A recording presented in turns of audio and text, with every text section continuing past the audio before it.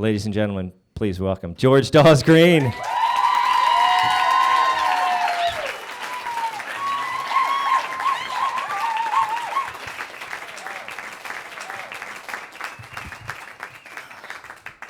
So, how many of y'all here are from the South?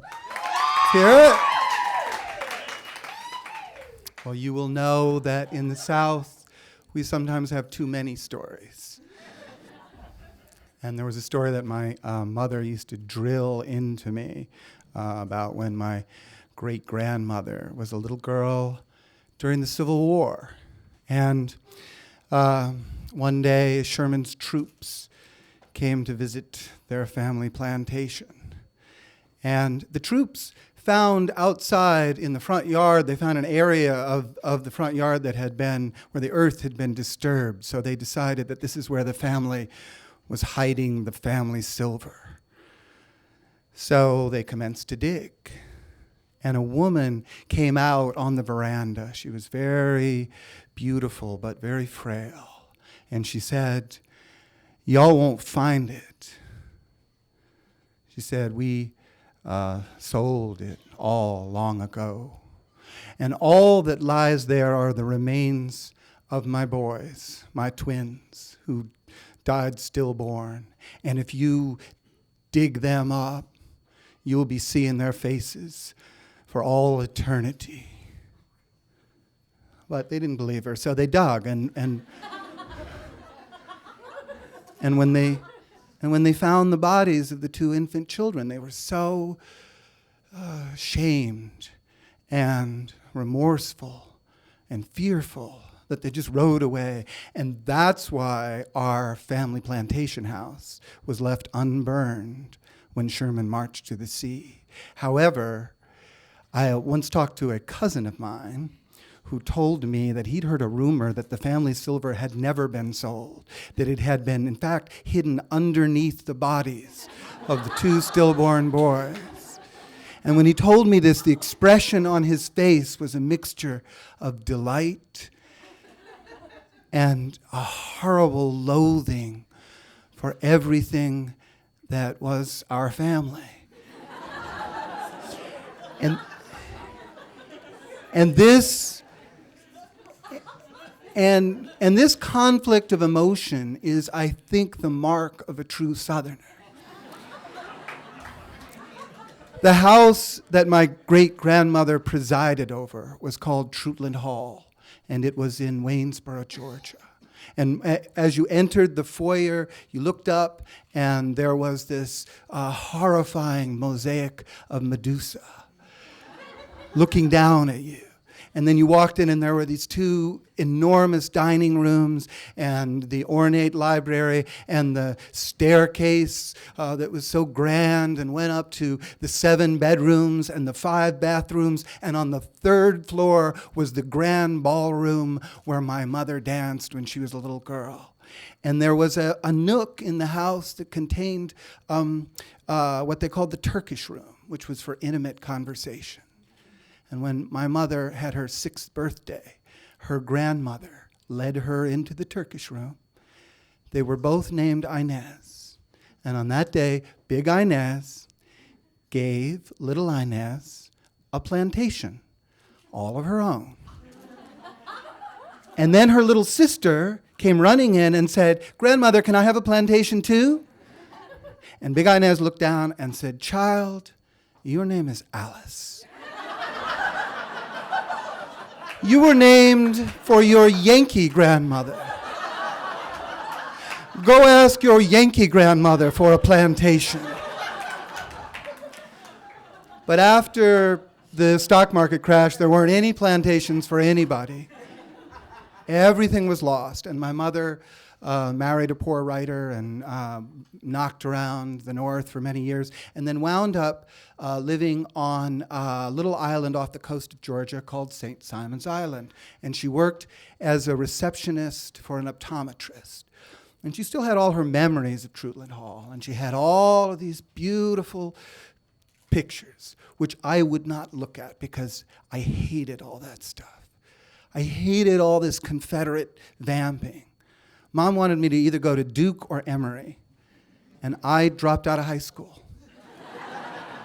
And I went to live on my own because I could not stand to be there. I mean, I would go back for meals, and I was 18 years old, and my mom would remind me to point my spoon away from me when I ate it, because Big Inez had always said, "A little ship sails out to sea.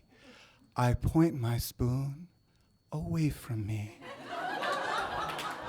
And I would say, "Mom, let me eat and leave me the hell alone." I had a chip on my shoulder the size of the moon. And there was a guy who came down from Waynesboro, from my mom's hometown. His name was Lewis Ross. His father had worked as the gardener at Troutland Hall. And Lewis Ross had grown up and become very wealthy, and he was coming down to St. Simon's to build this huge resort for the middle classes. My mother reviled Lewis Ross. She said he was poor white trash. She said he was an odious little rodent. So I went to work for him, just to spite her. I worked on one of the construction crews, and we were just building those condos. One day, we were out there digging footings, and Lewis Ross comes waddling up with his big bulgy eyes, and he's with the on-site architect, and he points to me and says, "Jones." Now, my name is not Jones. Jones was my great-grandmother's name, and when he spoke, he had a little bit of bitterness. So I was a little afraid, but I came up and he said, "Son, go and put your shovel down and go over there to that shed and bring me back some J-bolt." And I said, I don't know what a J-bolt looks like. And he said, "Well, J-bolt's kind of crooked, and it's about as long as your dick when it gets hard." And he was laughing, and all of my colleagues were also laughing. And, I love these guys, and all I wanted to do was to impress them. So as I walked toward that shed, I knew that if it turned out that a J-bolt was any less than 6 inches long, that I was destroyed, that for the rest of my life my name would be J-bolt. So I got to the shed, and I looked in, and it was dark and hot. And I'm going to get some water.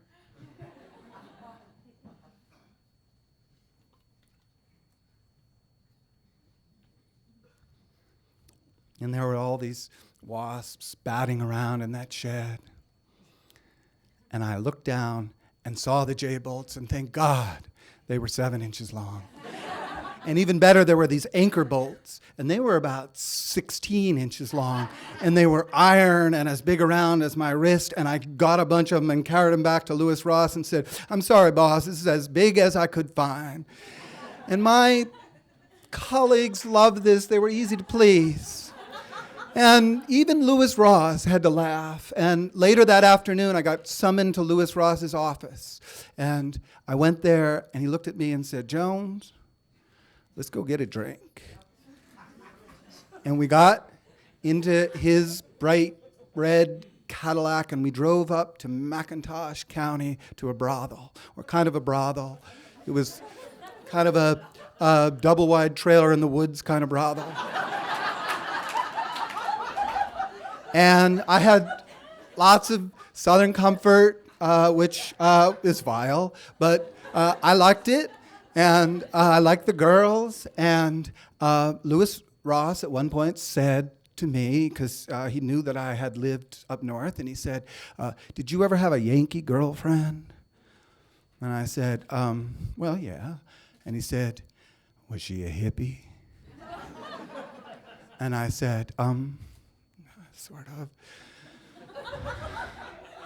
And he said, "Did you ever eat that thing?" And I kind of had to nod, and he gave me this look of complete disgust. But he turned to the girl next to him and said, "This girl would like for you to eat her thing, and I would like to watch. And I looked at him, and I realized that this man was so full of boiling shit inside his skull, and that he hated what he loved, and therefore it was a true Southerner.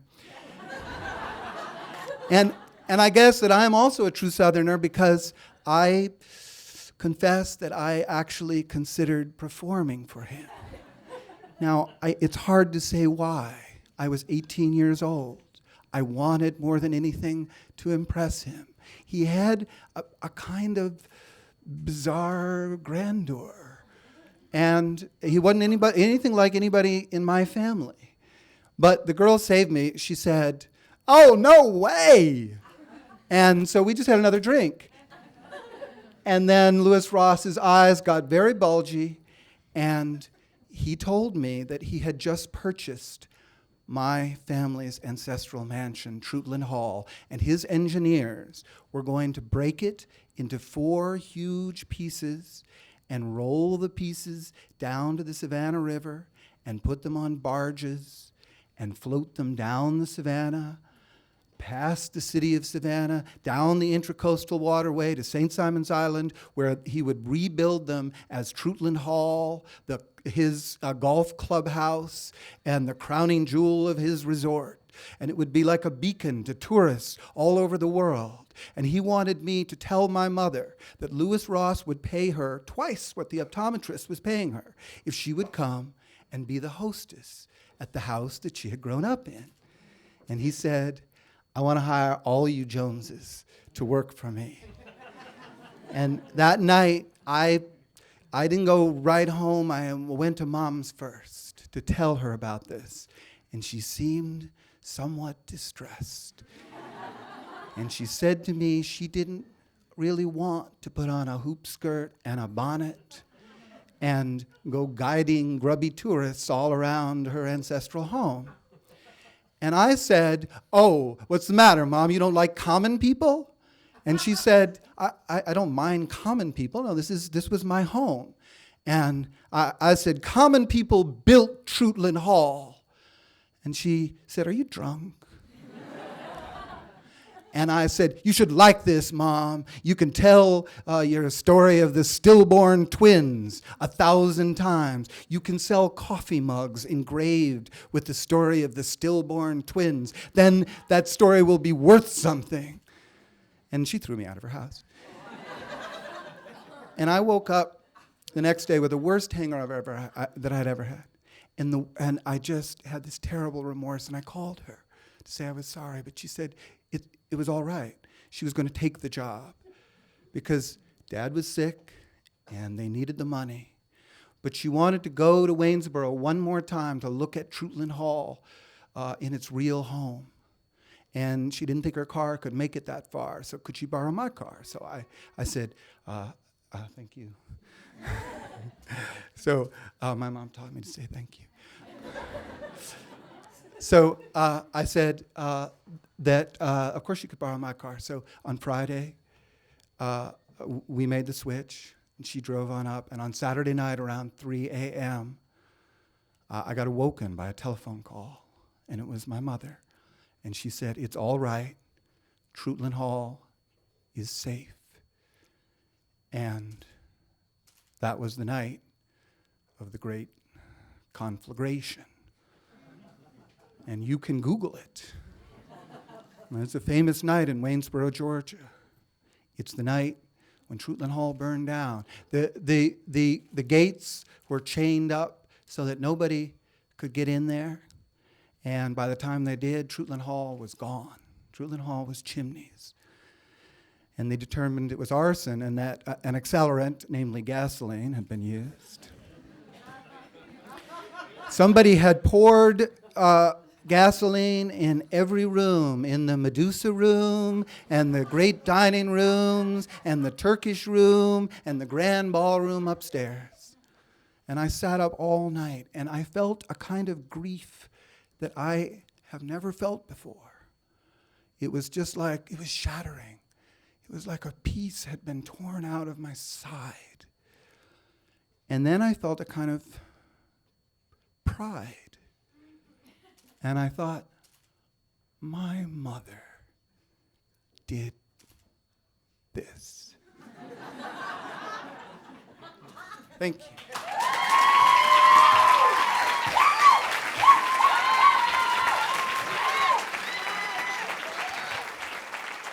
you.